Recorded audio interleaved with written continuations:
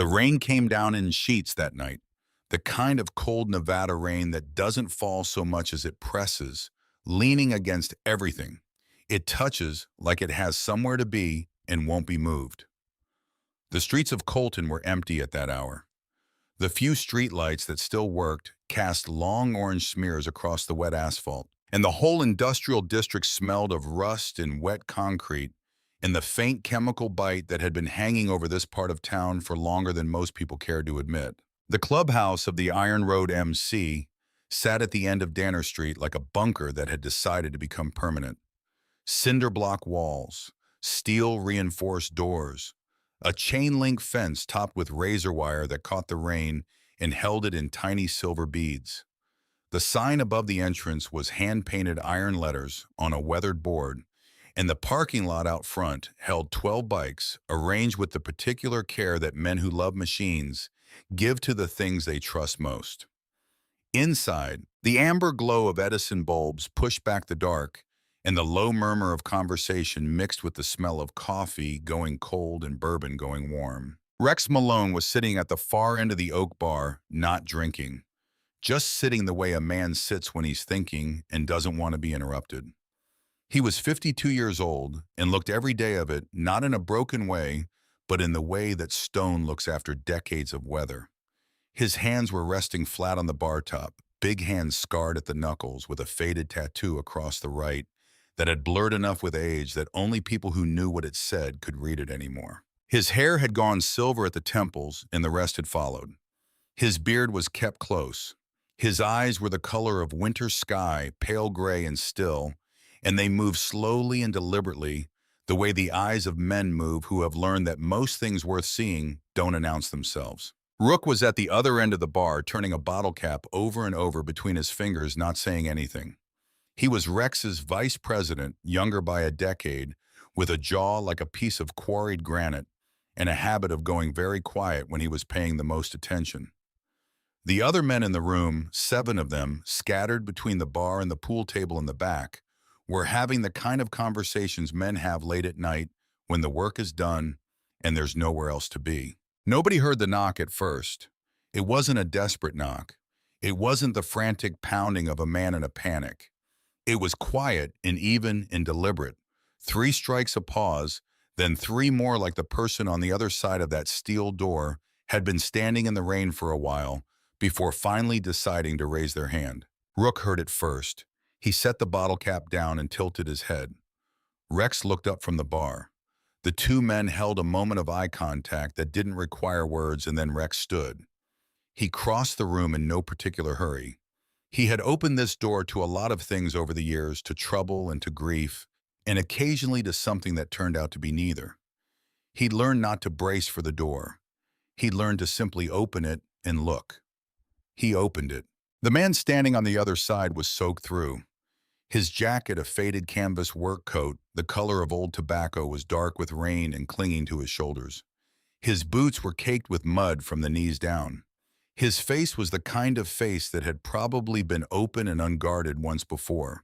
Whatever had happened in the last days had gone to work on it, and now it was tight and drawn and carrying a weight that had settled in around his eyes and hadn't moved since. His name was Colt Briggs. Rex knew him, had known him for 9 years.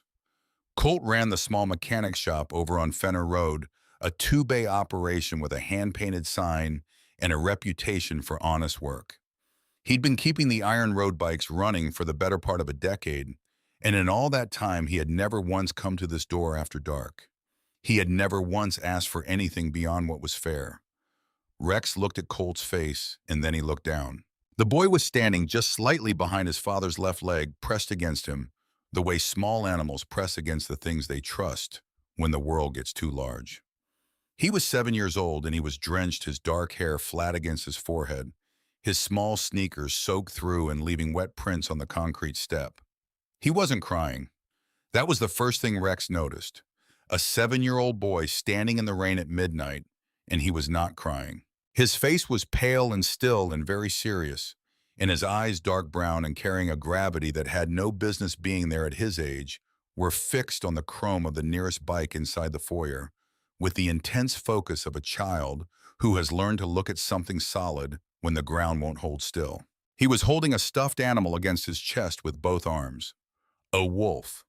Gray, the fur worn down in patches from years of handling one ear, slightly more faded than the other from where a small hand had rubbed it 10,000 times in the dark. The boy's knuckles were white where he gripped it. He did not appear to be aware that he was doing it. Rex stepped back from the door. He didn't say come in. He didn't need to. He simply created the space and Colt walked through it, and Noah walked through it behind him, and Rex closed the door against the rain. The room had gone quiet. Not the performative quiet of men trying to look unbothered.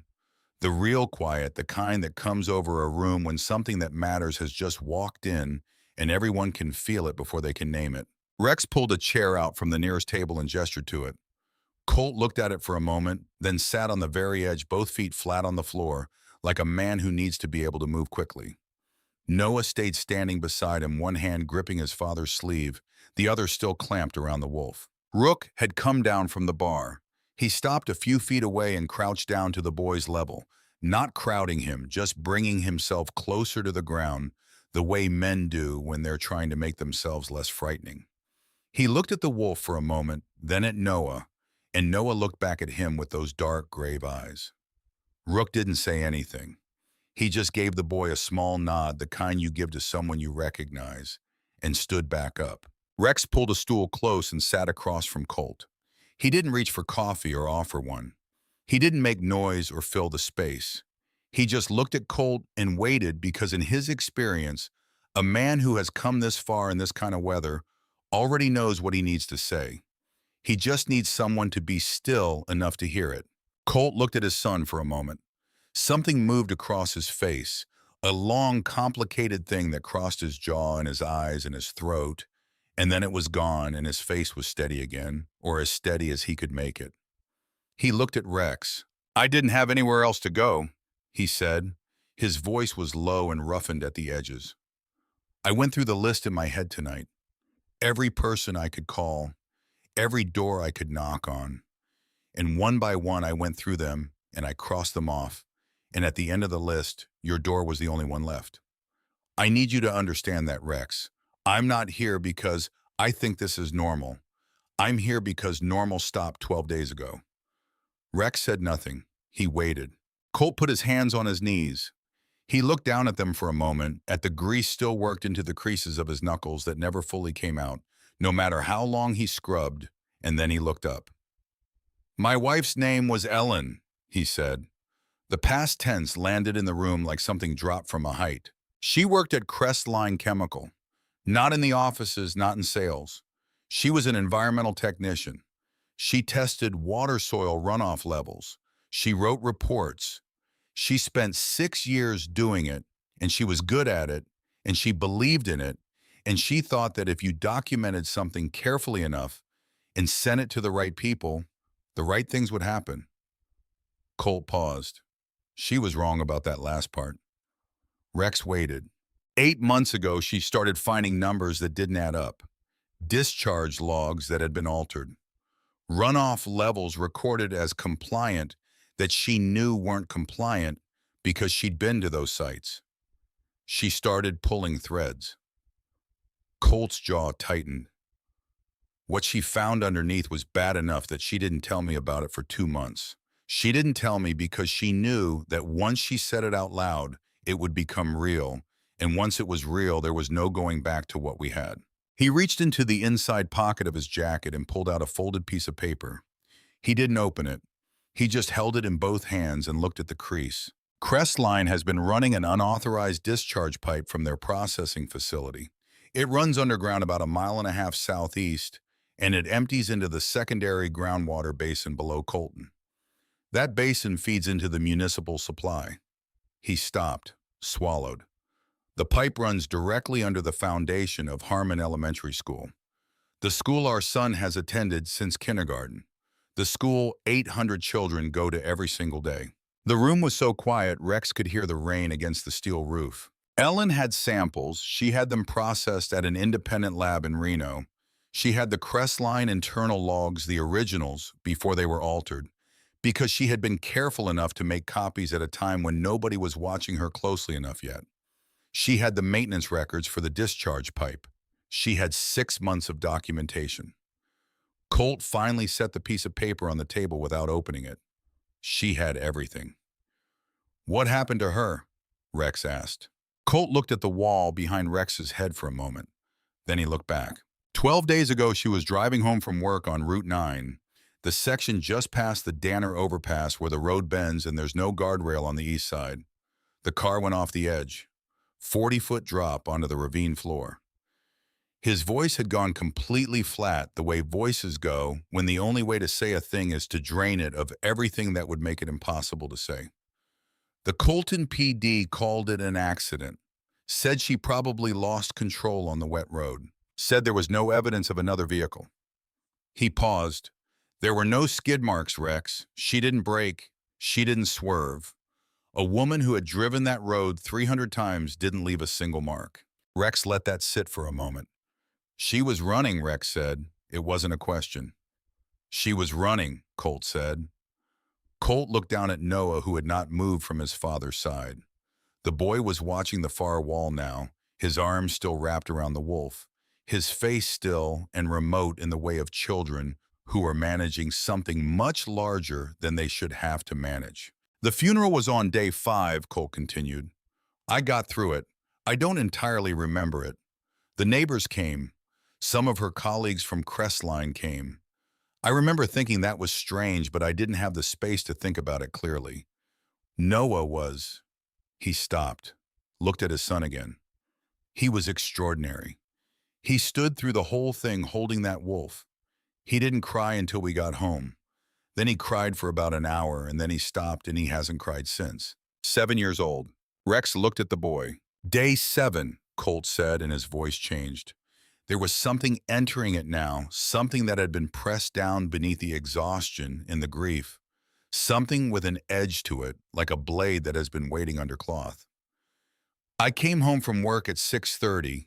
Noah was at the Garfields next door the way he usually is when I have a late job. I walked in through the kitchen and I called out. No answer. I figured the house was empty. I went down the hall to check the mail I'd left on the table in the bedroom. He stopped. The room waited. There was a man sitting in Noah's room, in the dark. He was sitting in the chair in the corner, the small reading chair Ellen had put in there when Noah was 4, and he was just sitting in it. Upright. Still. He had a hunting knife resting across his knee blade up, and he didn't raise it when I came to the doorway. He didn't threaten me with it. He just left it there and looked at me like he had all the time in the world. Rex's hands, which had been resting open on his knees, slowly closed. He told me I had until the morning of day 13 to return what Ellen had taken. He said those exact words, return what she took. He said that if I failed to do this, Noah would be placed in protective custody by the state in a facility for the safety of children of unstable parents somewhere. I would not be able to locate him quickly. He said he had the legal architecture in place to make this happen within hours. He said the judge was a cooperative and the paperwork was ready and all it required was a phone call.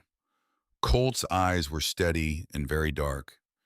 Then he got up, walked past me in the hallway without touching me, and left through the front door. I heard his car start. I never saw his face clearly. Rex stood up from the stool. He walked to the far end of the bar and stood there with his back to the room for a moment, looking at nothing. He stayed that way long enough that the men in the room began to feel the weight of whatever he was processing, and they felt it in their own chests without being able to name its source. The weight of what Colt had just said was in the room now like a physical presence. A man had sat in a child's reading chair in the dark, holding a knife waiting. Not to hurt, not to steal, just to demonstrate that he could be there, that there was nowhere that was safe, that the boundaries of a home meant nothing to the people who had sent him. He had sat in the chair where a boy sat to have books read to him, and he had made that chair into something else, and the fact of that sat in the room and nobody in it found a way to make it smaller than it was. Rex turned around. What did the police say, he asked, though he already suspected the answer. Captain Ren Dunbar told me there was nothing he could do without a description of the individual and evidence of a specific threat. He told me the best course of action was to trust the process. He told me the state's child protective services were there to serve the best interests of children, and that if I cooperated with Crestline's legal team regarding the unauthorized removal of company property, the situation would likely resolve itself. Colt said this without inflection, like a man reciting something he has memorized precisely because he knew nobody would believe it otherwise. He said those words to me, unauthorized removal of company property, about my wife's evidence, about what she died collecting. Rex looked at Rook. Rook's face had gone very still and very hard. They own Dunbar, Rex said. They own Dunbar, Colt confirmed. Rex pulled his stool closer and sat back down. He leaned his forearms on his knees, bringing himself lower closer to the conversation. Tell me about what Ellen found, he said. Not the summary, the specifics. I need to know what we're dealing with. Colt spent the better part of 20 minutes talking. He talked about the chemical compounds Ellen had identified in the water samples, polychlorinated biphenyls, and chlorinated solvents. The kind of industrial residue that doesn't flush out and doesn't break down, the kind that accumulates in soft tissue over years and shows up a decade later in ways that doctors call idiopathic because nobody thought to look at the water. He talked about the altered discharge logs and how Ellen had documented the original figures before they were scrubbed from the system. He talked about the shell company Crestline had used to contract the installation of the pipe, a company that existed on paper in 3 states, and employed no one, and dissolved itself every 4 years and reformed under a slightly different name. He talked about the money the payments made to a series of city officials over the better part of a decade. Payments routed through a Crestline subsidiary called Vantage Infrastructure that appeared on the books as consulting fees and which had been paying people in Colton to look away from a pipe that was poisoning the town's children one school day at a time. He talked about how Ellen had stored her evidence, not on a personal computer, not in the house. She had rented a storage unit under her maiden name 18 miles outside of Colton, and inside that unit she had assembled what Colt described as a ghost rig, a second-hand server she had built herself, running on a cellular data connection with a physical key system she had designed using a biometric reader she'd ordered from a tech supplier in Phoenix. She had paid for the unit in cash. She had told no one about it. She had been building it in the hours between when Noah went to bed and when exhaustion finally took her, and she had been building it with the focused urgency of someone who understood clearly that the clock on her safety was running. She had been afraid. She had built for contingency. She had built the way people build when they understand that they may not be there to see the building completed. As Colt talked, something else was happening that no one in the room had commented on yet. Noah had not moved from his father's side through all of it. He had not asked for water or to use the bathroom. He had not looked at his phone because he didn't have one. He had not acted bored or frightened or confused by the conversation taking place over his head. He had simply stood there, one hand on his father's sleeve, the other arm around the wolf, and he had listened with the focused patience of a child who understands that the thing being discussed is the thing his life depends on. Once during a pause in Colt's account, Noah looked up at Rex, just looked at him steady and direct with those dark eyes that held something older than his years. Then he looked back at the middle distance. Rex looked at Rook. Rook was watching the boy. When Colt finished, Rex sat back. "Who is the man who came to the house?" Rex asked. "Do you have a name?" "Warren Slate," Colt said. "He's the director of security for Crestline. He came to Colton from Washington about 8 months ago, right around the time Ellen started pulling threads. He's not local. He has no ties to this town. He flew in to manage a problem, and the problem is everything Ellen documented, and now the problem is me and my son." "What does he want specifically?" Rex asked. "What is it he believes you have?" Colt was quiet for a moment. Then he looked down at Noah. The boy looked up at his father. Something passed between them, a look that had been prepared for rather than improvised, the way you prepare a child for something you hope will never happen, but suspect will laying down the path in advance, so that when the night arrives, the child knows where to put their feet. Noah looked at Rex. "Ghost needs to be kept safe," Noah said. His voice was small, but it was steady, and the steadiness of it was the thing that stopped the room. Not the words, the steadiness. The steadiness of a child who had been told something important by someone he trusted completely and had held it the way he held the wolf, without fully understanding the weight of it, only understanding that the holding mattered. Rex looked at the wolf, at the worn gray fur and the white-knuckled grip. He looked at the way Noah held the animal not across his chest, the way children carry stuffed toys for comfort, but slightly forward, slightly out, like someone carrying something precious. Like someone whose body had organized itself around an act of protection without the mind needing to instruct it. Rook had seen it too. He crouched down again this time, coming a little closer, and he looked at the wolf and then at Noah, and he said very quietly, "Is Ghost heavy?" Noah looked at him. "He's the same as always," he said. Then after a pause that contained something careful in it, "Mom said he's always been heavy. We just didn't know why." Rook stood up slowly. He looked at Rex and he didn't say anything, and he didn't have to. Rex turned back to Colt. "Ellen put something in the toy," Rex said. Colt nodded. His throat moved. "She didn't tell me," he said. "She didn't tell me until the night before she died. We were in the kitchen after Noah had gone to sleep, and she sat across the table from me, and she told me that if something happened to her, I needed to make sure Noah kept Ghost with him. Just that. Make sure he keeps Ghost with him. I thought she was being—" He stopped. "I thought it was anxiety. I thought she was afraid and her mind was running in directions that weren't rational. We argued about it a little. She told me to trust her." He looked at his hands. "I trusted her." The room was completely silent. Rex looked at the wolf in Noah's arms, at the evidence a mother had sewn into her child's most beloved object, because she understood with a clarity that most people never reach about the systems they trust, that there was nowhere else it would be safe. She had understood that a 7-year-old boy would hold on to that toy with every ounce of his being because it was his last physical connection to her. She had known her son. She had used that knowledge. Not cynically, not coldly. With a mother's desperate, precise, heartbreaking intelligence. She had made her child the safest place she could think of, and she had trusted him to be exactly what she knew he was, and he had been. Rex stood up. He looked at Colt for a long moment, and then he looked at the room, at the men who had been listening and were now waiting. "Lock the gates," he said to Rook. "Full perimeter. Get the cameras live on the exterior and make sure we're recording to the external server, not the local drive. I want eyes on every approach." He looked at a heavy-set man near the pool table named Birch. "Get the basement door open. I want Colt and Noah in the back room with a clear line of communication to me at all times." He looked back at Colt. "You're staying here tonight. Both of you."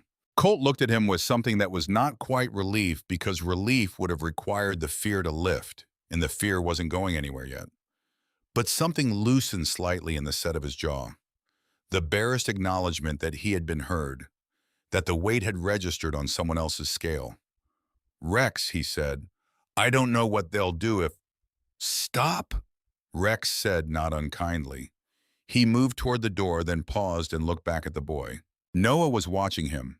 He had the wolf pressed to his chest, both arms around it, and he was standing straight in a way that cost him something.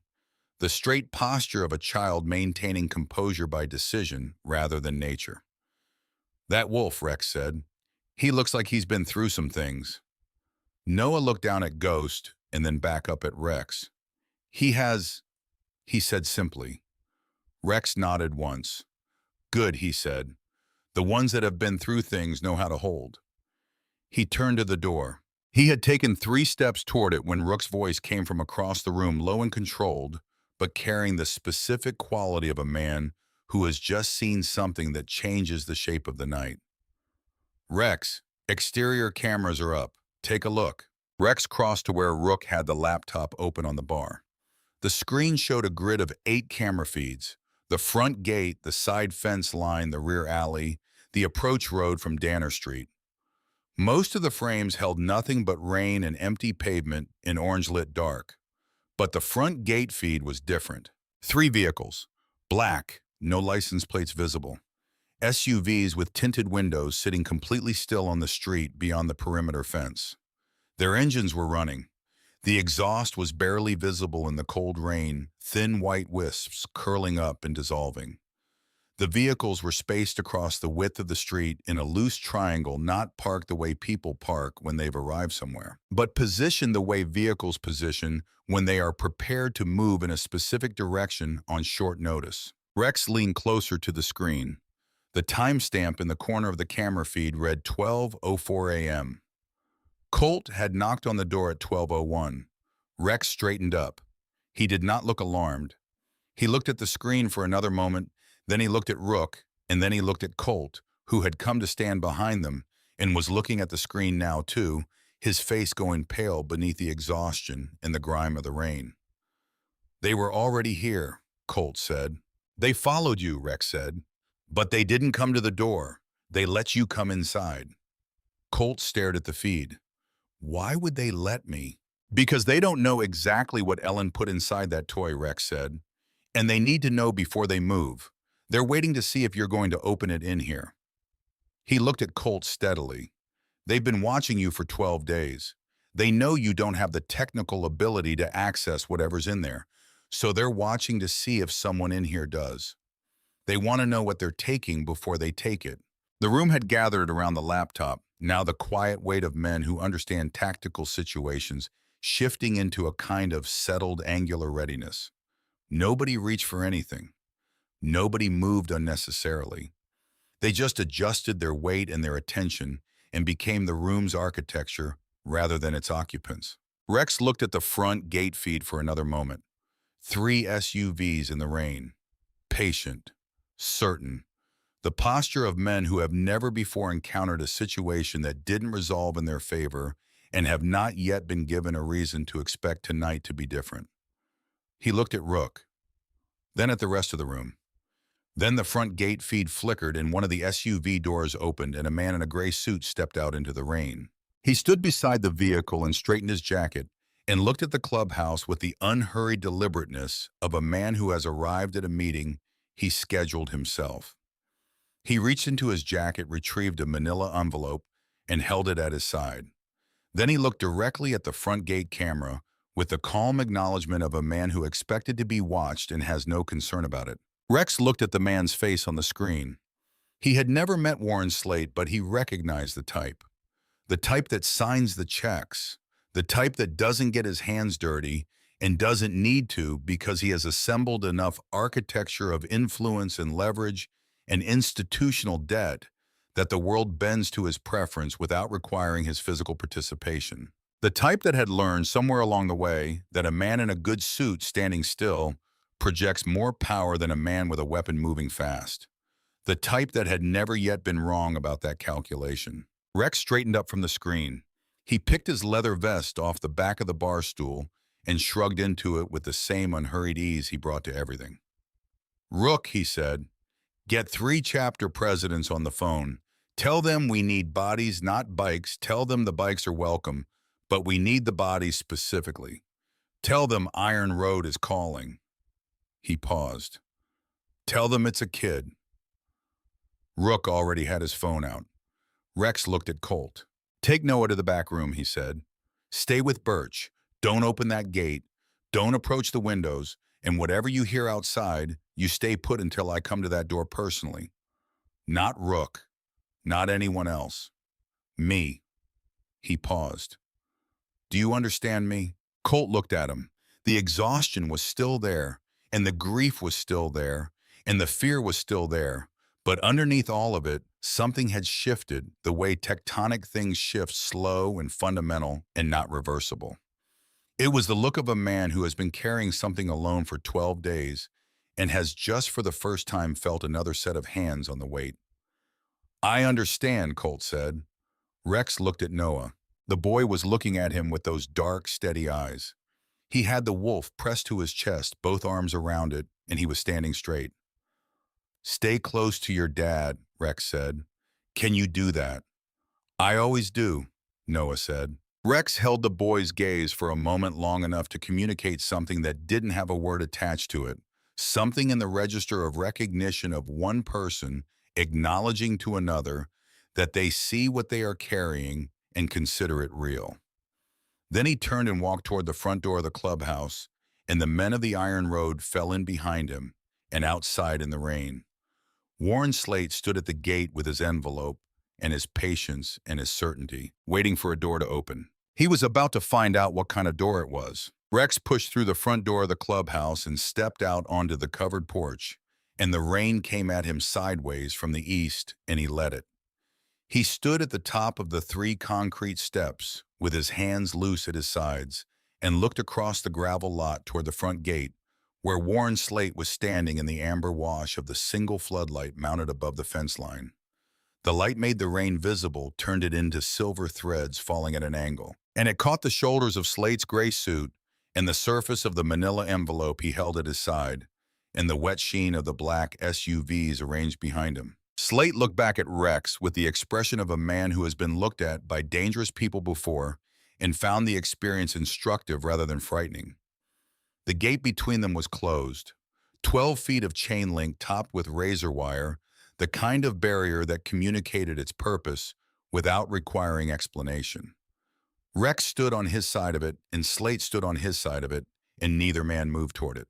"Mr. Malone," Slate called out. His voice was clear and unhurried and carried well through the rain. He had the voice of a man who had spent years in rooms where his words were expected to settle without repetition. "My name is Warren Slate. I'm the Director of Security Operations for Crestline Chemical Corporation. I apologize for the hour." Rex said nothing. Slate held up the manila envelope. "I have a court order here. Emergency temporary custody placement for a minor child currently believed to be on these premises. One Noah Briggs, age 7. The order was signed 4 hours ago by Judge Harold Fenn of the Mineral County Family Court. It's lawful, it's valid, and it's executable." He lowered the envelope. "I'm not here to make trouble, Mr. Malone. I'm here to take a child to a safe environment and to retrieve some materials that belong to Crestline. That's the entirety of my purpose tonight." Rex looked at him for a long moment. Then he looked at the envelope. Then he looked back at Slate's face. "Judge Fenn, Rex," said his voice carrying the same flat steadiness as the man's across the fence. "Appointed to the bench in 2019, owns a lake house on Walker Lake that he purchased in 2021 for $1.4 million on a public servant's salary." He paused. "Good choice. He signs fast and he doesn't ask follow-up questions." Something shifted very slightly in Slate's expression, not alarm but a recalibration. The kind of micro-adjustment a man makes when the terrain turns out to be different than the map suggested, and he needs a moment to update his understanding of where he is standing. "Open the gate, Mr. Malone," Slate said. "Tell me something," Rex said. He came down one step, just one, and stopped. "That boy in there has been holding the same stuffed animal since the night his mother died. He won't put it down. He sleeps with it. He walked through a rainstorm tonight holding it. What kind of man looks at a 7-year-old boy carrying the last piece of his dead mother and decides that boy is a retrieval problem?" Slate's jaw moved once. "The child's welfare is exactly why we're here." "No," Rex said. "It's not." He turned and walked back through the front door without another word. Inside, Rook was already on his second call phone pressed to his ear, moving through the clubhouse toward the back office with the focused economy of motion of a man executing a plan. 3 other brothers had positioned themselves near the windows without being asked, not looking out, just present, available, the way men make themselves available, when they don't know yet what form the need will take, but want to make sure they are in position when it declares itself. Rex pulled Rook aside when he finished the call. "Status," Rex said. "Harmon chapter is 22 minutes out. Reno charter is 40. Fallon boys are already rolling ETA 15. Rook kept his voice level. "Breckett says he's calling in 4 more from the eastern runs. Could have close to 80 on the lot inside the hour." "Good," Rex said. "Slate's going to call for backup," Rook said. "He didn't come here with 3 vehicles expecting to leave quietly. He has a contingency. Men like that always have a contingency." I know, Rex said. So do we. He crossed the room to the door that led down to the basement level, knocked twice with his knuckle in the specific pattern Birch would recognize, and waited. The door opened and Birch filled the frame big enough that he had to turn slightly sideways to look out into the hallway without the door frame catching his shoulders. They good? Rex asked. Birch stepped aside without a word and Rex went in. The basement room was low-ceilinged and warm-lit by a fluorescent bar mounted over a workbench along the far wall. The room smelled of motor oil and old wood and the particular dusty warmth of a space that stays inhabited through seasons and years. There was a couch against the near wall, a scarred wooden table in the center, and a second door at the back that led to the utility corridor and the secondary exit that opened onto the alley behind the building. Colt was sitting at the table. He wasn't doing anything. He was just sitting with his hands folded on the table surface, and he was looking at Noah, who had settled into the corner of the couch with his legs drawn up and Ghost pressed between his knees and his chest. The wolf's worn face pointing outward, the way a child unconsciously orients a beloved toy when the toy represents something that watches over them rather than something they watch over. Noah's eyes were open. He was not asleep. He was watching the middle distance with that particular stillness that Rex had noticed upstairs, and when the door opened, he looked up and tracked Rex across the room with a steady measuring attention before returning to whatever he was turning over in his mind. Rex sat across from Colt at the table. 3 SUVs outside, Rex said. Slate. He has a court order that won't hold up in federal review but will take time to challenge.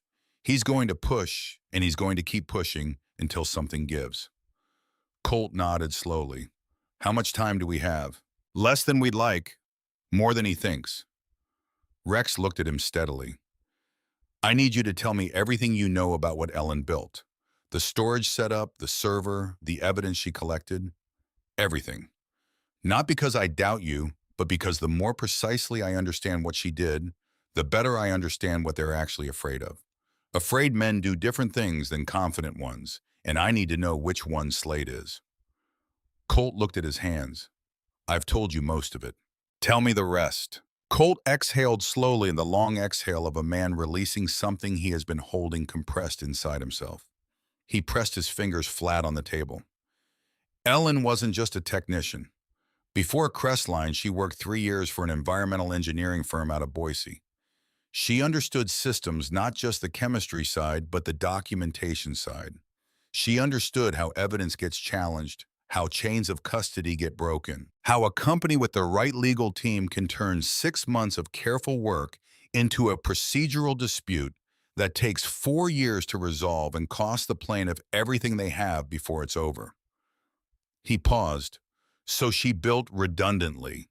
Everything she had existed in more than one form and in more than one location. The independent lab results from Reno are their own sealed record, signed and dated, and stored with the lab's own chain of custody intact. The photographs of the discharge sites are time-stamped and geotagged and back to 2 separate cloud accounts she registered under names that don't connect to her. The financial documentation, the payment records, the Vantage infrastructure transfers the paper trail that connects Crestline to every official in Colton who looked the other way. Those are on the server. Where is the server physically, Rex asked. She rented a storage unit, Colt said. Out on the Fernley Road about 18 miles east. Unit registered under her maiden name Bellard. Ellen Bellard. She paid 6 months in advance in cash. He paused. There's an address. Rex looked at him. Where? Colt was quiet for a moment. Then he looked at Noah. Something in that look, a question, or perhaps the acknowledgement that a question had been prepared for, made Rex also look at the boy. Noah had been listening. Of course he had been listening. He looked at his father, and then he did something deliberate and practiced, reaching one hand into the seam between Ghost's left foreleg and the body of the toy, his fingers working with the patience of a child who has performed a specific small task many times and knows exactly where the thing he is looking for will be. He pulled out a piece of paper, small, folded into quarters, the edges worn soft from being retrieved and replaced over days. He held it out not to his father, but to Rex.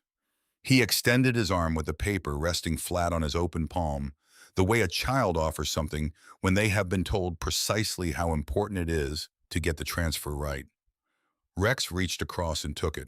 He unfolded it carefully. It was written in a woman's handwriting, small and precise.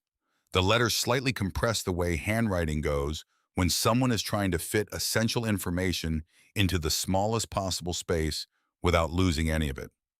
An address on Fernley Road, a unit number, and below that 4 small boxes drawn in pencil, each box standing in for a digit with the word PIN written beside them, and then beneath that, in parentheses, the single word him. Rex looked at the paper, then he looked at Colt. "The PIN is Noah's birthday," Colt said. "She planned this," Rex said. "She planned all of it," Colt said, and his voice went quiet and rough at the edges in the way that voices go when the thing being spoken about is too large for the speaking of it. "She just didn't tell me how much of it until it was too late to argue with her about it. Too late to tell her it wasn't necessary. Too late to tell her she was going to be fine." Rex set the paper on the table. He looked at it for a moment, at Ellen's handwriting, at the 4 small penciled boxes she had drawn. A woman who had understood exactly what she was documenting, exactly what it meant, exactly who would come for it, and when and how. A woman who had looked at her child and made calculations that no parent should have to make, and made them anyway because someone had to, and she was the only one who knew enough to make them right. He folded the paper again and put it in his vest pocket. He looked at Noah. "Your mom wrote this before," Noah said, then clarifying with the specificity of a child for whom the word before had come to mean something enormous and irreversible, "before the accident." Rex nodded. He stood up, looked at Birch. "Stay with them. Nobody comes through that door but me or Rook. You understand that?" Birch crossed his arms and settled his weight and became, as he did remarkably well, a feature of the room rather than a person in it. The kind of stillness that communicates without theater, that it would be a serious error to test what it contained. Rex went back upstairs. The next 40 minutes had the quality of a tide coming in. Not violent, not sudden, just the inexorable accumulation of force moving in a single direction with the patience of something that doesn't need to hurry because it knows where it's going. Outside, the 3 black SUVs were still at the gate, but now a 4th vehicle had joined them, larger, a tactical van with its side door slightly open. Rex counted the silhouettes visible through the rain from the camera feed. 12 men in tactical gear, weapons at low ready, moving with the synchronized efficiency of people who have trained together for exactly this kind of work. Not local security, not county deputies. Private contractors, the kind with credentials and equipment and the specific moral orientation of men who get paid enough not to ask questions about the nature of the work. Inside, the first of the neighboring chapters arrived. The Harmon boys came in through the rear alley gate in a column, their bikes moving slowly through the rain with that low rolling thunder that engines make when they're not being pushed, just present. 14 men parking with the unhurried precision of people for whom the arrangement of machines in a confined space is a practiced art. Then the Fallon contingent, 11 more. By the time the Reno charter came through, the lot behind the clubhouse held close to 50 additional bikes, and the men who rode them standing in groups under the corrugated metal overhang, drinking coffee from the urns someone had brought out.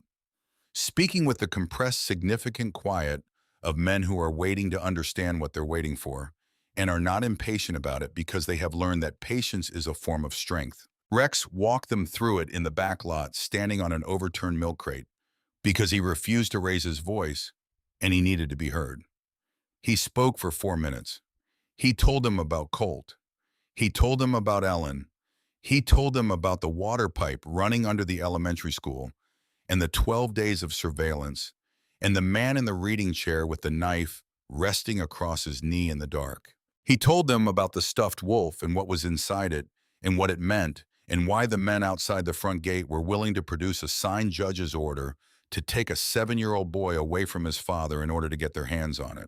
He told them that a woman had died to put the truth somewhere safe, and the only reason it was still safe was because her son had held it with both hands for 12 days, without fully knowing why, only knowing that his mother had asked him to.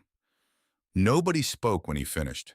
Then Rook said, "What do you need?" Rex told them. The plan was simple because simple plans hold when complex ones break, and Rex had lived long enough in situations where plans needed to hold to have learned the difference.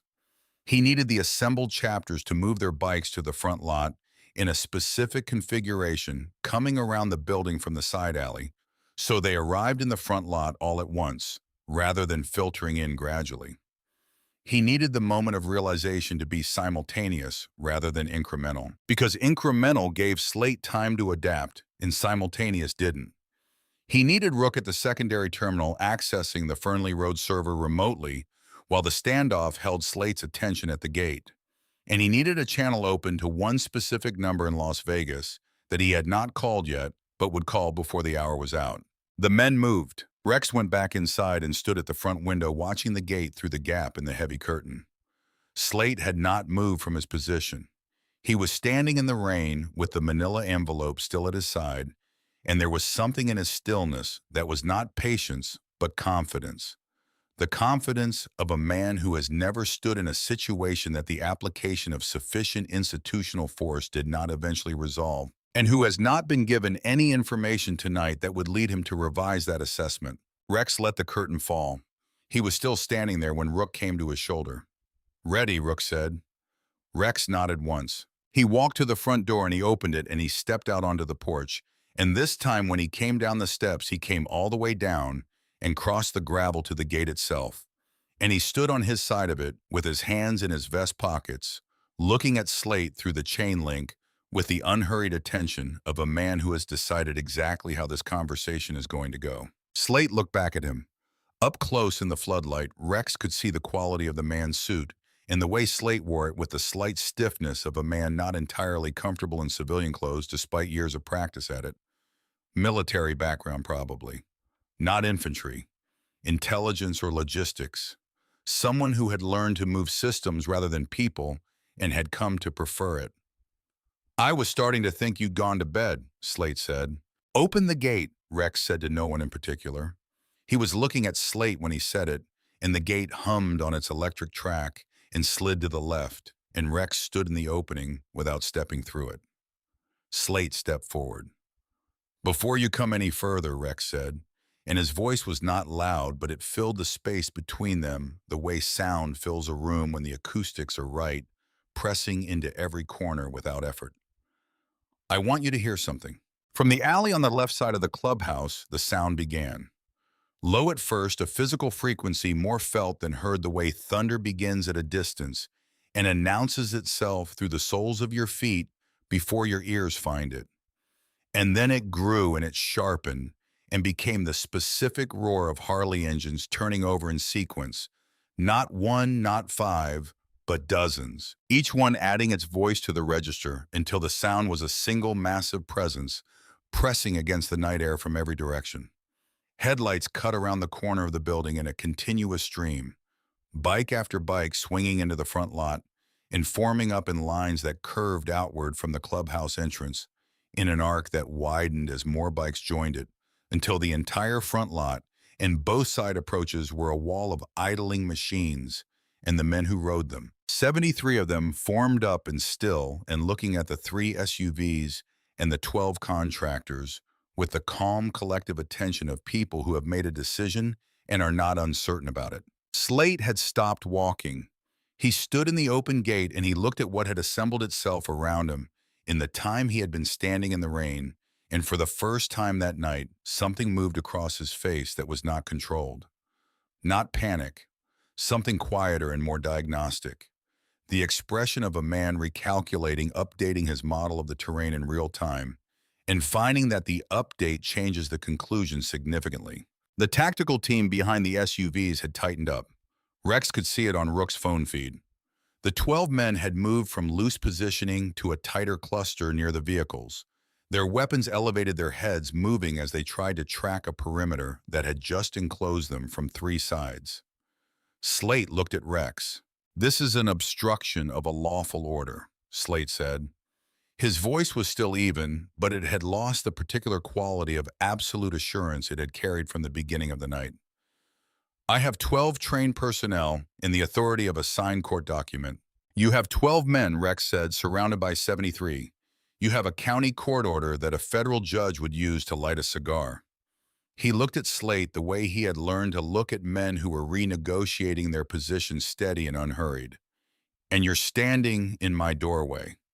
Slate looked at the wall of bikes and the men on them, all of them still, all of them, watching the engines, the only sound in the wet night air beyond the rain. He looked back at Rex. You're making this harder than it needs to be, Slate said. No, Rex said.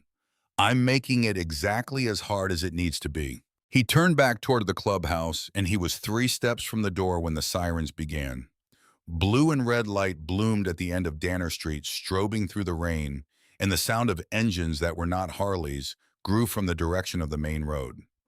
6 county cruisers came down the street in a line and pulled up hard behind the SUVs, and the officers who got out were moving with the specific body language of men who have been told this is a serious situation but have not been fully briefed on its nature. And then Captain Ren Dunbar stepped out of the lead vehicle. Dunbar was 51 years old and had been with the Colton PD for 23 years, the last 8 as captain.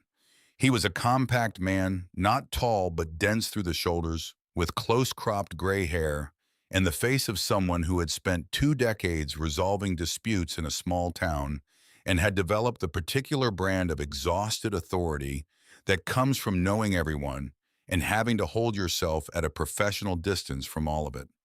He wore his uniform even at this hour. Jacket, button hat leveled the professional presentation of a man who understood that in a crisis the way you looked was part of what you had to work with. He looked at the wall of bikes. He looked at the SUVs and the tactical team.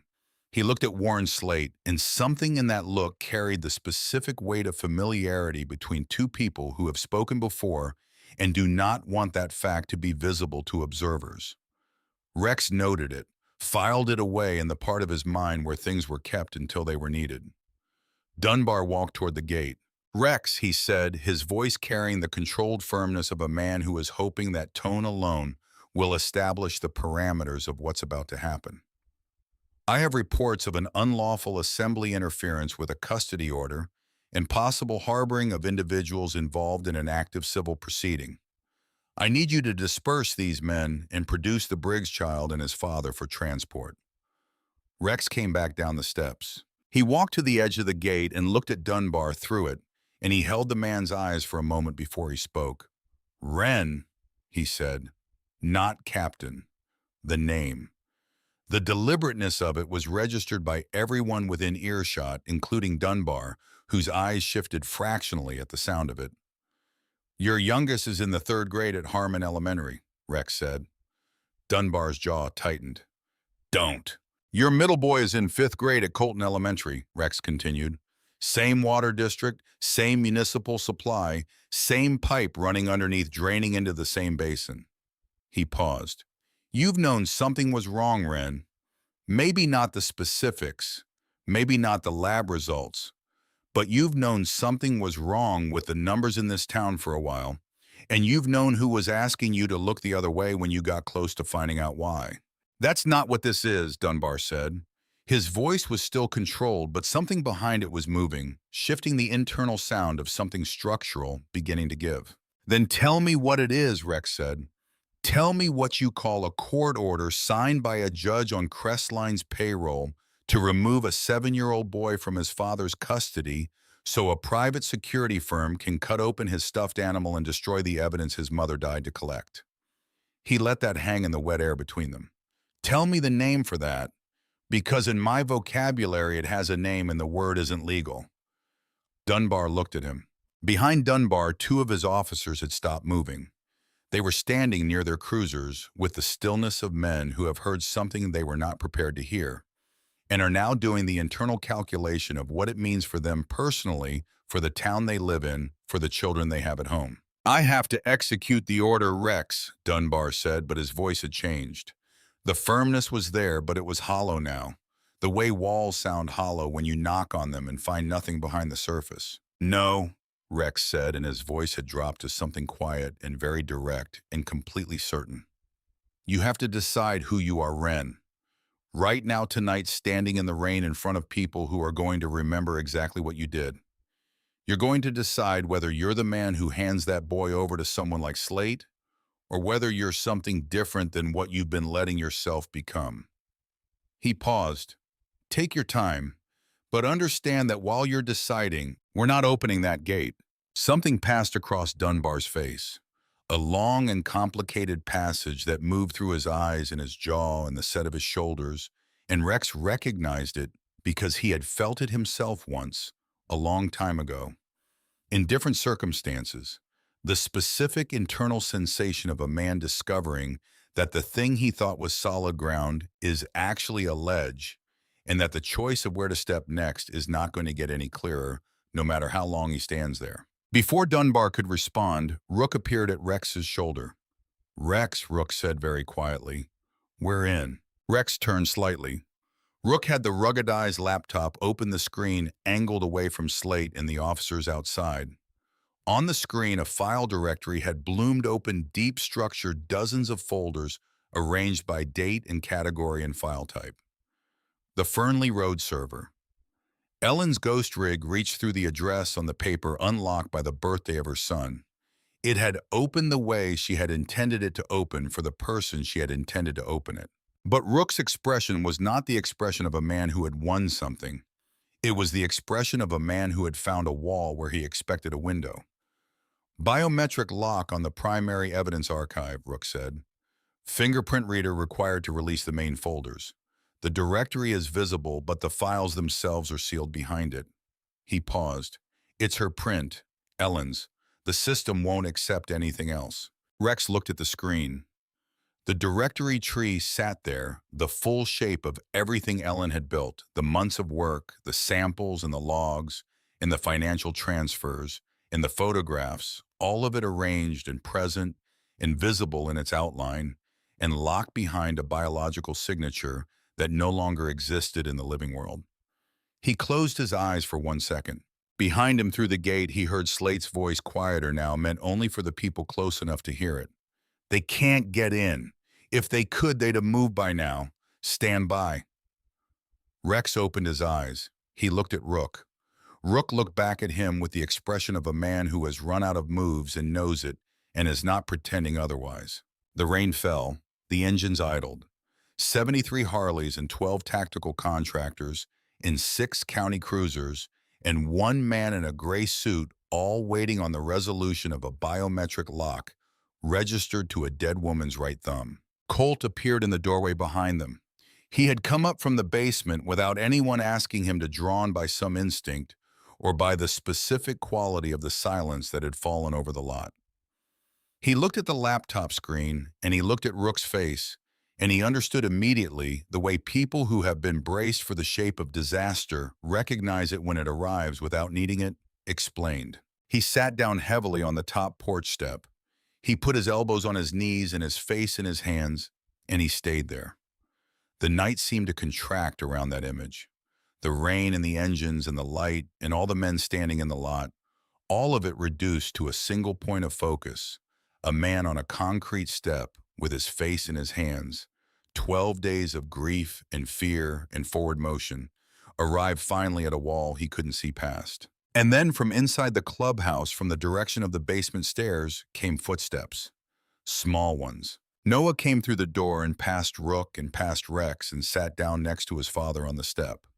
He pressed himself against Colt's side, and Colt's arm came around him automatically without thought, the reflex of a parent's body responding to the presence of its child. Noah had Ghost under one arm. He looked at the laptop screen on Rook's lap for a long moment, reading it with the serious attention of a child who has learned to look carefully at things that adults look at carefully. Then he looked at Rook. Is it the kind where you put your finger? Noah said. Rook looked at the boy. What? Noah pointed at the biometric reader visible in the small peripheral camera window on the screen. The sensor mounted to the server unit in the Fernley Road storage unit, the feed coming in live through the cellular connection. Mom had one on her work tablet, Noah said. She used her thumb, but she put mine in too. He paused. He looked at the sensor image. She said it was in case she wasn't there. The silence that followed was not the silence of absence. It was the silence of an entire room holding its breath simultaneously, every person in it suddenly aware that the thing they had been looking for had been in the room with them the entire time. Rook turned the laptop very slowly to face the boy. When he spoke, his voice was the quietest Rex had ever heard it in 9 years of knowing him. "Noah," Rook said, "I need you to put your right thumb on the circle on the screen. Just press it flat and hold it still until I tell you to stop." Noah looked at his father. Colt had lifted his face from his hands. He was looking at his son with an expression that had moved beyond the reach of what faces are ordinarily designed to contain something too large and too raw and too suffused with the specific anguish of a man receiving a message from 12 days in the past, from a woman who had understood clearly that she was sending it into a future she would not be part of, and had sent it anyway. Noah pressed his right thumb to the screen. On the Fernley Road server, 18 miles east, in a locked storage unit in the dark, and the rain the biometric reader received the input confirmed it against the registration Ellen had entered 3 months before her death, and the primary archive opened. The file structure bloomed across the screen in the kind of comprehensive, layered, devastating detail that only someone who had spent 6 months being methodical and afraid and absolutely committed to getting it right could have produced. Warren Slate, standing at the gate 60 feet away, could not see the screen, but he could see Rook's face. And Rook's face had changed in a way that communicated across 60 feet of rain-soaked distance with complete clarity. Slate took one step forward. Rex stepped into his path without urgency and without aggression. Just presence, the specific physical statement of a man who has decided where the line is. The server was open. Ellen's work was there. Everything she had built, everything she had died, protecting, sitting now on a screen in the rain, while her 7-year-old son kept his thumb pressed against it, and his father's arms stayed around his shoulders, and the engines of 73 motorcycles held the night at a low, continuous roar.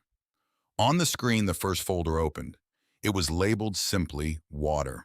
The folder opened and the files came through in a cascade, document after document, populating the screen in the gray-blue glow of the laptop, and Rook went very still, the way a man goes still when he is looking at something that exceeds what he was prepared to find. He scrolled without speaking. The rain kept falling. The engines kept idling. And for a long moment, the only sound that mattered was the soft mechanical movement of Rook's finger across the trackpad and the breathing of the people standing close enough to see the screen. Rex came to stand behind him. What Ellen Briggs had built over 6 months of careful, frightened, methodical work was not simply a collection of documents. It was an architecture, a structure designed by someone who understood that evidence without context is vulnerable, that a single file can be challenged, that a chain can be broken at any link. And so she had built not a chain, but a web, each piece connected to and corroborating the next, redundant and interlocking and resistant to the particular forms of legal pressure that well-funded corporations apply when the truth becomes an inconvenience they need to make go away. The water folder held 47 files, soil and water sample analyses from the independent Reno lab, each one dated, each one signed by the certifying technician. Each one cross-referenced to a specific GPS coordinate corresponding to a testing site within the Crestline discharge zone.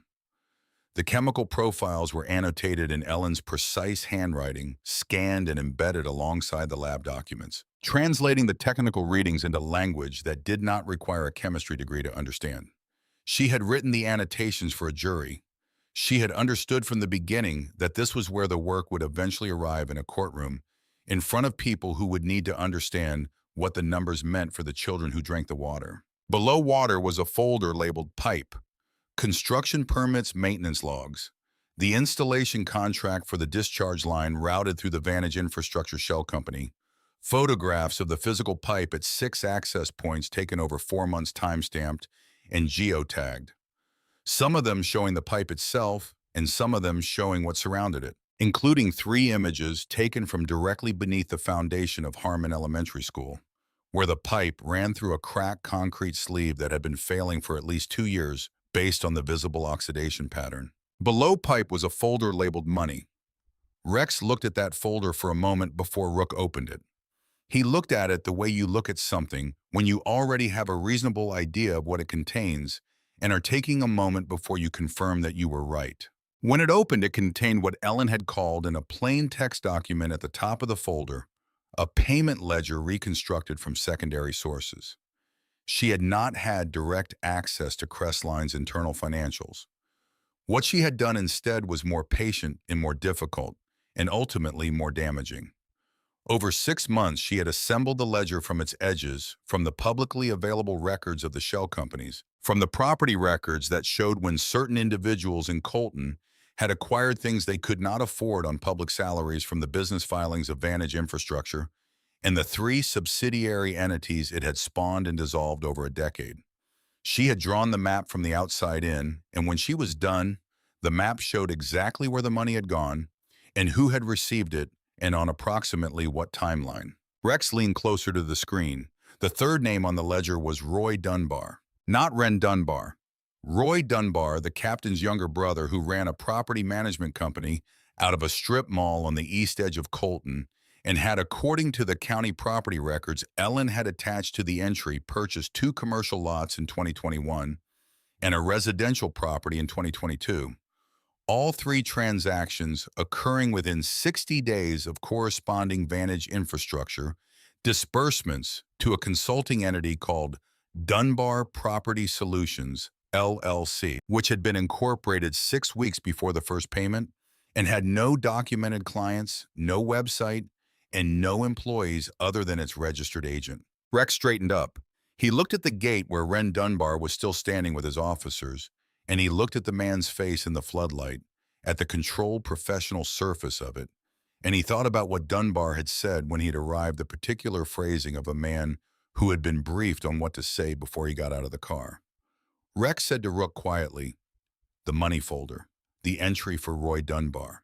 Can you put it on the screen clearly and keep it there?" Rook found it, expanded it.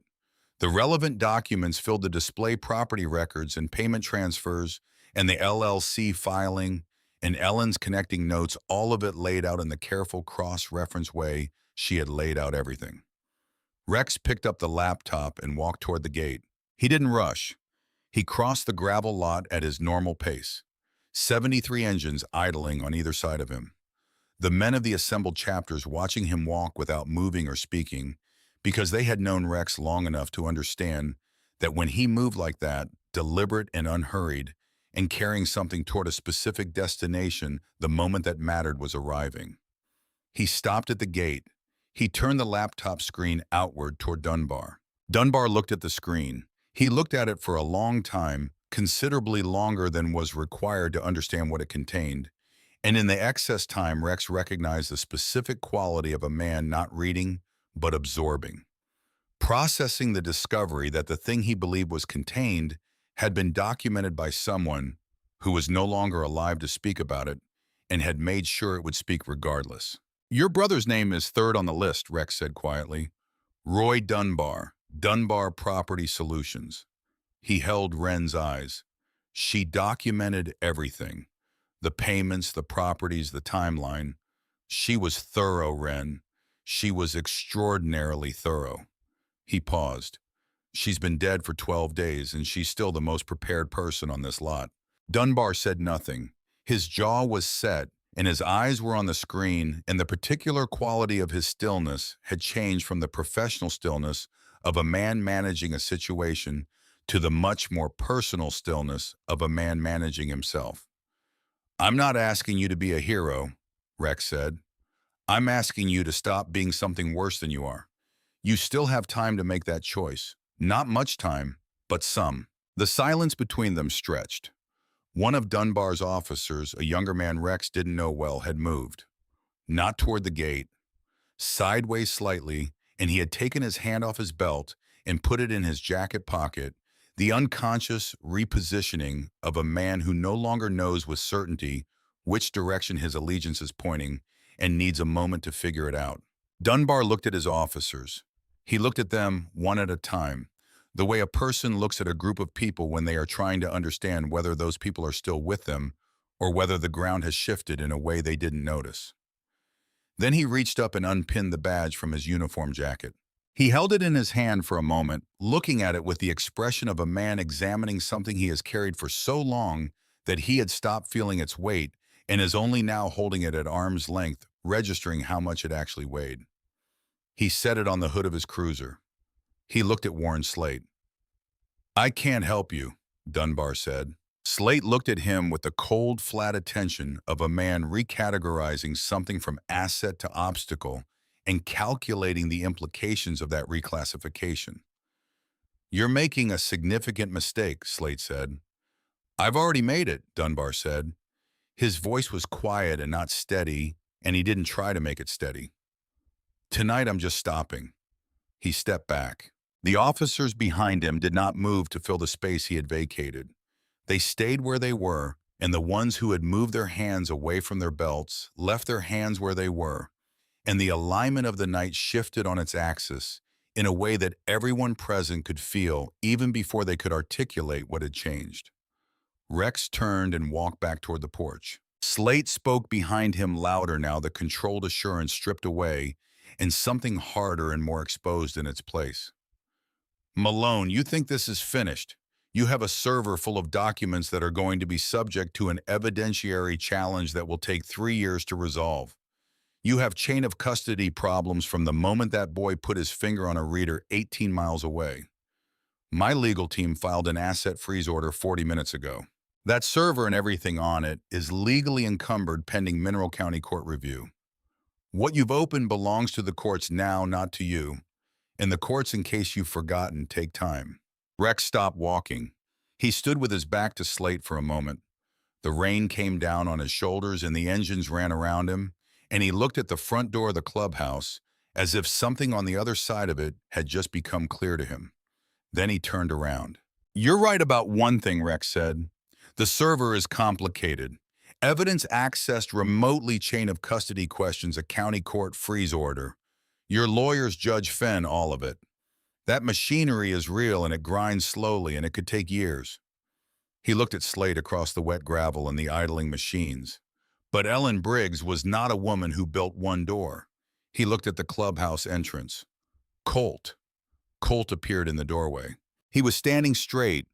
He had been standing straight since Noah had opened the server, since the moment his wife had reached across 12 days of death and grief, and put the key in his son's hands, and something in the architecture of his posture had reorganized itself around that fact. He still looked exhausted. He still carried the weight of 12 days of fear and loss. But he looked like a man who knew now what he was carrying it for, and that knowledge had done something to the way he held himself. He came down the steps with Noah beside him. Noah had Ghost. He always had Ghost. They crossed the gravel together, father and son, and stopped in the open space between the porch and the gate, where the floodlight caught them, and the rain fell straight, and the 73 engines formed a low, continuous chord around them. Colt looked at Rex. Rex nodded. Colt looked down at his son. Noah looked up at his father, and something passed between them. The same quality of communication Rex had observed earlier prepared for, rather than spontaneous a moment that had been anticipated in the specific way you anticipate things with a child, when you understand the moment may come and you want the child to know what to do when it does. Colt knelt down in the gravel in the rain. He put his hands gently on Noah's shoulders. "Do you remember what Mom told you about Ghost?" he said. "The last thing she told you, about what to do when the wolf needed to come home." Noah looked at him steadily. "She said the wolf always comes home eventually," he said, "and when it does, it brings what it's been carrying." Colt's throat moved. "That's right," he said. His voice was barely above a whisper, but the lot was quiet enough to carry it to every person on it. "She was talking about tonight, buddy. This is tonight." Noah looked at Ghost. He held the worn gray wolf out in front of him for a moment at arm's length and looked at it the way a 7-year-old looks at something that has been two things at once for a long time and is about to become one of them completely. He looked at it the way you look at something before you make a decision about it. Then he pulled Ghost close one final time. He pressed his face into the worn fur of the wolf's neck, and he breathed, and then he straightened up, and he held Ghost out to his father. Colt took the wolf with both hands. He held it for a moment, not moving his hands slightly unsteady and not fighting it. He looked at the toy with an expression that Rex could not look at directly because it was the kind of grief that should be private and was not the kind that overflows the container of the person feeling it and fills the space around them. And the men of the Iron Road who were watching from their bikes and from the lot did not look away because to look away would have been a disservice to what was happening in front of them. Colt reached into his jacket pocket and took out a small folding knife. He opened the blade. He looked at the seam that ran along Ghost's underside, and he found the section that was different from the rest, tighter and more recent, sewn with the deliberate care of someone who wanted the work to hold, but also to be findable by the right hands at the right time. He worked the blade carefully into the stitching. He cut 3 stitches. He reached inside. He removed 3 glass vials, each one sealed with dark wax, each one no larger than a finger. Each one labeled in Ellen's handwriting with a date and a location code that corresponded to a specific testing site. The glass caught the floodlight and held it. The vials looked impossibly delicate in Colt's large, grease-scarred hands. He held them the way men hold delicate things when they are aware that their hands are not built for delicacy, but the thing requires it anyway. Then he reached in again. The 4th thing he removed was not a vial. It was a small roll of paper bound with a piece of red thread from a sewing kit tied in a simple knot that had been pulled tight. It was small enough to sit in the center of Colt's palm with room on either side. Colt held it. He did not open it immediately. He looked at it in the rain and his hands had stopped their trembling and were very still. The stillness of a man who has just put his hands on something he simultaneously needs to open more than anything else in the world and is afraid to open because once opened, it cannot be made unopened. Noah was watching his father. He had not moved his eyes from Colt's face since he handed over the wolf. He was not crying. He was watching with the focused solemnity of a child who understands that the thing happening in front of him is important in a way that transcends the night. Rex looked at the roll of paper and then at the FBI vehicles that had just turned onto Danner Street, their headlights cutting through the rain from the far end, moving with the deliberate, unhurried authority of federal vehicles that are certain of their jurisdiction and do not need to announce it with speed. 2 black SUVs without markings and a large sedan that parked at the edge of the perimeter. 4 people in dark jackets emerged, moving through the rain with the practiced efficiency of people who do this kind of work regularly and have long since stopped finding it unusual. Behind the lot, a news van had also arrived. Rex had made 1 call earlier in the evening, 1 number he had held in reserve for exactly this kind of moment, a reporter named Jillian Marsh, who had been trying for 4 years to find a way into the Crestline story and had never managed to get a source willing to go on the record. Rex had told her she had 20 minutes to get a crew to Danner Street in Colton.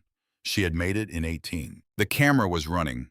The light from it was cold and white and indiscriminate, and it caught Colt in the gravel holding the glass vials in the roll of red-threaded paper, and it caught Noah standing beside his father, and it caught the assembled men of the Iron Road behind them, and it caught Warren Slade at the gate, looking at all of it with the expression of a man watching the irrevocable moment when a situation passes beyond the reach of management. One of the federal agents, a woman in her mid-40s with short dark hair and the kind of face that expressed authority through precision rather than volume, came through the gate and walked directly to Rex. Her name was Special Agent Dana Harwell. She told him Environmental Crimes Unit, and she had been contacted 2 hours ago by a secured upload to the federal evidence portal from an IP address registered to an Iron Road MC cellular account. Rex looked at Rook. Rook did not look surprised. He had been waiting for this. She built an auto-upload trigger, he said. I found it when I was in the directory. Set to fire to an FBI evidence portal automatically if the server was accessed remotely from outside the registered home network, which is exactly what I did when I connected from here. He paused. She thought of someone breaking in. She thought of someone accessing it without authorization. She built the trigger so that an unauthorized remote access would send the entire archive to federal custody without requiring any additional action from anyone. He paused again briefly. She thought of everything. Rex looked at Harwell. The asset freeze order, he said. A county court freeze order does not apply to evidence already in federal custody. Harwell said with the flat certainty of someone reciting a legal principle they have applied before. We received the upload 2 hours and 14 minutes ago. The moment it reached our servers, it became federal evidence in an active environmental crimes investigation. The county order is without jurisdiction over it. Across the lot, Warren Slate had heard enough to understand the shape of what had happened. Rex could see it in the specific way the man's posture changed, the slow compression of someone who has been operating on the certainty that the architecture they built is sufficient and has just discovered an element they failed to account for. He stood very still. He was not reaching for his radio. He was not consulting with his contractors. He was standing in the rain looking at the camera light and performing the calculation that a man performs when he understands that a camera is recording and the calculation comes out the same way every time. Harwell looked at Colt. She looked at the vials in his hands and at the roll of paper, and she said with a precision that was simultaneously professional and kind, Mr. Briggs, those vials are going to need to be entered into the chain of evidence. We'll need to do that formally and carefully, but I want you to know that what your wife built is intact and it is enough. What she gave us is more than enough. Colt looked at her. His eyes were wet and the rain was on his face, and he didn't try to determine which was which. There's a piece of paper in here too, he said. He looked at the roll in his hand. Not evidence, I think. Something else. Harwell looked at it. Is it evidence? She asked. Colt looked at it for a long moment. I don't know yet, he said honestly. Then take a moment, she said. We have time. He looked at Noah. Noah gave him the smallest nod, the particular nod of a child communicating permission to an adult, which is one of the more profound things a child can do, because it requires them to understand that adults sometimes need it, given rather than assumed. Colt untied the red thread. He unrolled the paper. It was a single sheet, slightly creased from being rolled, and from the time it had spent inside the seam of a stuffed wolf before Ellen died, and it was covered in the same small, precise handwriting that Rex had seen on the address note and on the annotations woven throughout the evidence files.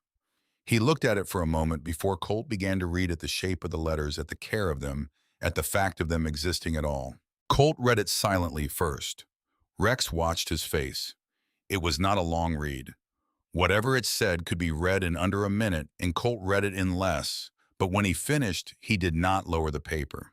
He held it and looked at it, and his face did something that was beyond what faces are ordinarily designed to do, something that required the whole of him rather than just the visible part. And he stood inside it the way you stand inside cold water when you first step in, feeling it reach you incrementally. Noah tugged his sleeve. Colt looked down. Can you read it? Noah said. Out loud. Colt looked at the paper. He looked at his son. He looked at the iron roadmen arranged around him in the rain, and at the federal agent standing 3 feet away, and at the camera from the Las Vegas news crew recording everything, and he made a decision about all of them simultaneously without appearing to deliberate about any of them. He looked at the paper. He read. If you found this, he read, and his voice was quiet enough that the people around him moved closer without being aware that they were doing it, drawn in the way people are drawn toward warmth or toward light. Then Ghost did his job. And if Ghost did his job, then Noah did his. And if Noah did his, then you did yours. And I need you to know that I knew you would. I knew it the first time I saw you hold him when he was 3 days old, and you hadn't slept in 60 hours, and you were still afraid to put him down. I knew then what kind of man you were, and nothing that has happened since has changed my mind about that. I'm sorry I couldn't tell you more. I'm sorry I made it this complicated. I made it complicated because the people on the other side were very powerful and very willing to do things that powerful people do, and I needed something they couldn't reach. And the thing they couldn't reach was the two of you. They couldn't reach you because you are the most stubborn, most careful, most loving people I have ever known. and I put the truth where the truth would be safest. I put it with Noah because I know my son. I know that boy would carry the whole world in his arms before he let go of something I gave him. I know that about him the way I know my own name. Tell him that the wolf was always him. The wolf was always Noah. I just put it in a shape he could hold. I love you both more than I can make the words for. I love you more than science can measure. Take care of each other, and take care of the town. That's why I did this. Not for us, for the town. Come home. Ellen. Colt lowered the paper. The lot was absolutely silent. Not the tactical silence of men in a standoff. The real silence. The silence of people who have been present at something and are still inside it and are not ready to leave it yet, and know that when they do leave it, they will carry it with them in the specific way you carry things that have changed the shape of what you understand. Noah reached up and took his father's hand. He held it with both of his, the way small children hold the hands of people they love when they understand that the person needs to be held as much as they do. Across the lot, Warren Slate stood at the gate with two federal agents beside him. His hands had moved to the neutral cooperative position of a man who has received legal counsel at some point in his life and is accessing it now in real time. His contractors had lowered their weapons. The tactical van's side door was closed. The machinery of coercion that Slate had assembled and transported to Danner Street had gone as quiet as everything else. Harwell crossed to the gate and spoke to Slate in a voice too low for Rex to hear, but the content was legible in Slate's posture, the slow compression of a man receiving information he had braced himself to receive. He looked once at the camera. Then he nodded once to Harwell. He did not resist. Men like Slate do not resist when the architecture is gone. They calculate, and when the calculation returns zero, they comply because compliance is the last form of control available to them. He would have lawyers before morning. He would have a legal strategy before the end of the week. But tonight he walked with Harwell toward the federal vehicle, and he did not look back at the clubhouse, and he did not look at Colt, and he did not look at the boy. He did not look at Noah. Rex walked back to where Colt and Noah were standing. He crouched down in front of Noah, bringing himself to the boy's level the way he had done 3 hours earlier in the doorway, when the night was just beginning and everything was still uncertain. He looked at Ghost, hanging loosely now at Noah's side, held in one hand lighter than it had been. "You did good tonight," Rex said. Noah looked at him with those dark, serious eyes. "Mom did good," he said. "Your mom did the best that anyone can do," Rex said. "And so did you. That's not a coincidence." Noah looked at the wolf. He turned it over once in his hands, looking at the cut seam on the underside, the place where the things that needed to come out had come out. He smoothed the fur over it with his thumb, with the automatic tenderness of a child caring for something beloved and slightly damaged. "Is Ghost okay?" Noah said. Rex looked at the toy, at the worn fur and the loose seam and the faded ear, and the years of handling compressed into the short span of a childhood that had already been asked to carry more than most childhoods are asked to carry. At the object that had been a child's comfort and a mother's hiding place and a vault of accountability all at once, all of those things layered inside the same battered gray form without any of them canceling the others out. "He's been through a lot," Rex said. "But look at him. He's still here, same as you." Noah considered this. It required genuine consideration, not the performative consideration of a child who has learned to appear thoughtful, but the real kind, the kind that takes its time. Then he pulled Ghost back against his chest and held him there. In the days that followed, the story moved through the systems it needed to move through slowly in some places and with unexpected speed in others, the way justice moves when it actually moves, which is not the way stories move, but is still movement. The federal evidence archive that Ellen had auto-uploaded contained enough material to open a full environmental crimes investigation into Crestline Chemical Corporation within 72 hours of that night on Danner Street. The asset freeze order signed by Judge Harold Fenn was vacated by a federal magistrate on the grounds that the evidence had been received by federal authorities prior to the freeze filing, rendering the county order without jurisdiction. Fenn himself became a subject of inquiry within the week. When investigators looking specifically for his name in the money folder's documentation found it annotated and cross-referenced and sourced with the patience of a woman who had known she was building something that needed to be bulletproof. Warren Slate was charged with 18 counts across 3 federal statutes, including obstruction conspiracy and the falsification of environmental compliance records. The contractors he had brought to Colton were detained for questioning, 3 of them assessing their own exposure and finding it significant became cooperative witnesses and provided testimony that extended the investigation into Crestline's Washington operations. Crestline Chemicals' operating licenses in Nevada were suspended within 30 days, pending environmental review in the EPA's formal assessment of the groundwater contamination beneath Colton, conducted using Ellen's testing sites as the primary framework, confirmed her findings and extended them across a contamination zone larger than she had been able to document alone. The pipe under Harmon Elementary School was excavated and removed over the course of 2 weeks in the late fall. The school was closed for 6 weeks while the foundation was assessed and the surrounding soil was treated.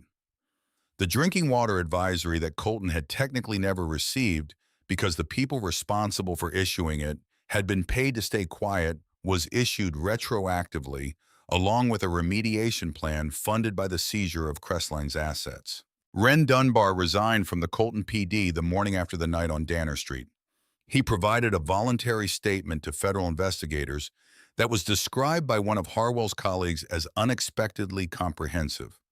Whether that comprehensiveness was motivated by guilt or by the calculation of a man trying to manage his own exposure was a question Rex did not spend much time examining. He had found over the years that most people were both things at once, and that requiring clean motivation from complicated humans was a way of letting complicated humans off the hook for the choices they made when the motivation was mixed. The civil settlement that came eventually after months of federal proceedings and the deliberate machinery of legal process was enough to ensure that Colt and Noah would not have to worry about the things people worry about when the ground is uncertain under them. It was not a sum that made anyone wealthy. It was a sum that made a specific fear go away.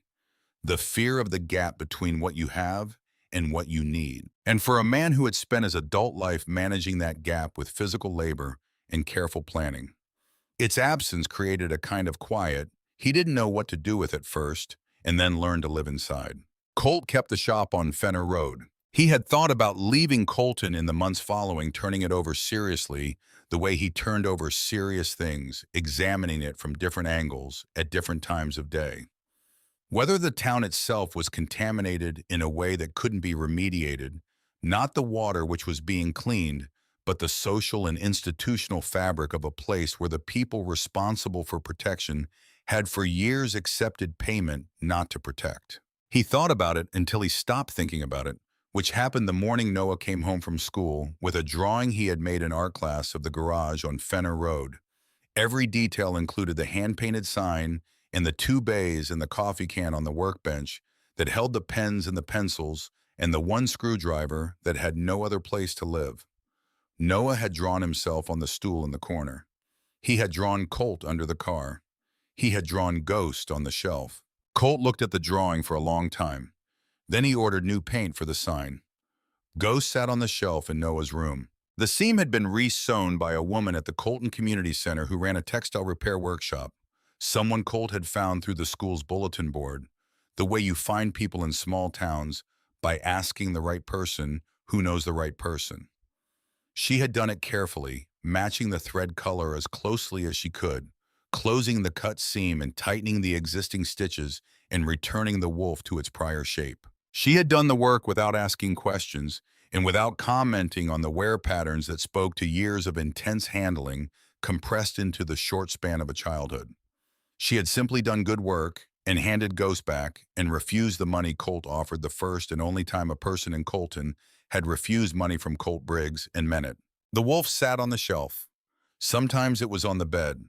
Sometimes on the nights when the quality of the dark was particular, it was in Noah's arms again, and that was fine, and nobody in the house remarked on it, because a boy who had carried what Noah had carried had earned the right to hold whatever he needed to hold for however long he needed to hold it, and the need was nobody's business but his. Rex came on Saturdays. Not every Saturday, but most of them, the way people show up for the things that matter when the crisis is past, and the showing up is the only remaining form the care can take. He came with Rook and sometimes with Birch, who had taken to bringing his own thermos and saying almost nothing, which was precisely how Birch showed up for people he respected, and who had sat through enough Saturday mornings in the Fenner Road garage by the end of winter that the stool near the secondary tool bench had come to be understood without discussion as Birch's stool. The man across the street had started waving from his driveway when they arrived, the self-conscious wave of someone who has decided that friendliness is probably the correct protocol, even if he is not entirely certain of it. The woman 2 houses down sometimes left her front door open when she heard the engines turn onto the street.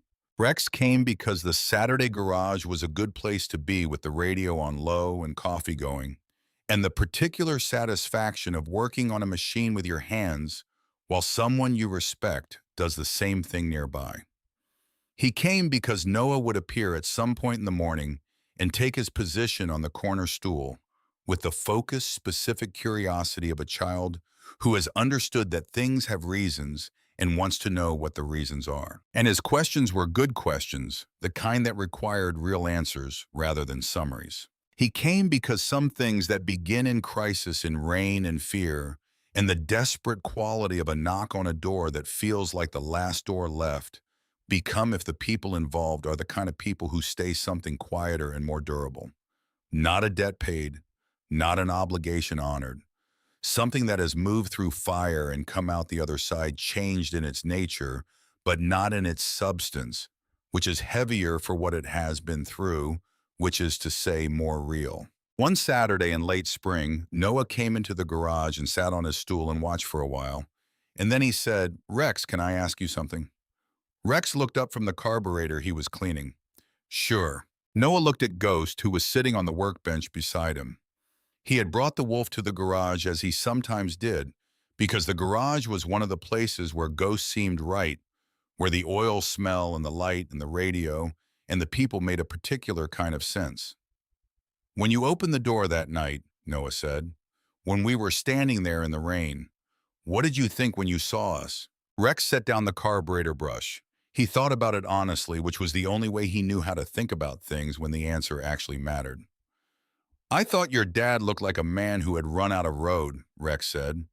"And I thought you looked like a boy who was holding something important." Noah looked at Ghost. "I didn't know it was important," Noah said. "I just knew it was Mom's." Rex looked at the wolf on the workbench, at the re-sewn seam and the worn ear and the fur that had been touched 10,000 times and would be touched 10,000 more. At the object that had been so many things in the course of one long, terrible, and ultimately clarifying night, and was now simply itself again, a worn gray wolf on a workbench on a Saturday morning in a garage in Colton, Nevada in the spring. "That's the same thing," Rex said.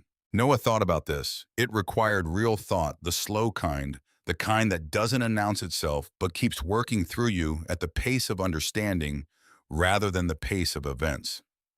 He nodded once slowly, the nod of a child filing something away in a place where it will continue to be available to him for the rest of his life. He picked up Ghost and held the wolf in his lap and looked out through the open garage door at the street and the new leaves on the trees and the particular quality of Nevada spring light, which comes in low over the desert from the east and fills everything. It touches with a brightness that seems to have no source and no edge and no shadow in it anywhere. Colt looked at his son from under the car he was working on. He looked at him the way he had been looking at him since that night, with the knowledge of what the boy had carried and what the boy had done and what the boy had come from, which was a woman who had been afraid and precise and deeply practical in her love, who had loved her family in the way that some people love, not with grand gestures but with careful preparation, with the understanding that love that intends to last must be built to last, must account for the possibility that the person doing the building will not be there to see it hold. He looked at Noah in the spring light coming through the garage door. He looked at him for a long time. And in the morning light, with the radio low and the coffee warm and the engines resting quiet in the lot outside, and the wolf on his son's lap in the corner, Colt Briggs felt for the first time in what had been a very long 12 days, followed by a very long several months, something that was not the absence of grief, but the presence of something alongside it, something that had been built by a woman who knew that the truth, like the wolf, always comes home eventually, and always brings what it has been carrying.